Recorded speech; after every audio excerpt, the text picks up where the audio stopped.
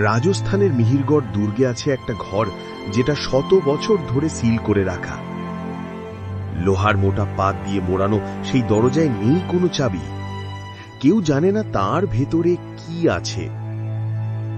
কথিত আছে 1857 সালে সেই ঘরে এক সাধক তান্ত্রিককে বন্দী করে রাখা হয়েছিল, কারণ সে নাকি এমন এক সত্যিকে জাগিয়ে তুলেছিল যেটা মানুষ নয়, কিছু অন্যরকম।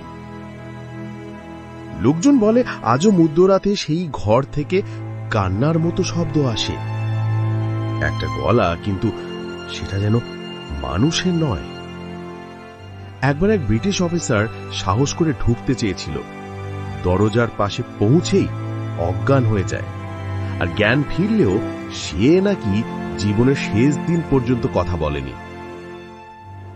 আজও সেই ঘর কেউ খোলে না, আর কাছে যাবার সাহসও করে না। তোমার সাহস আছে? কমেন্টে লিখে জানাও ঘরের ভেতরে কি আছে বলে মনে হয় তোমার।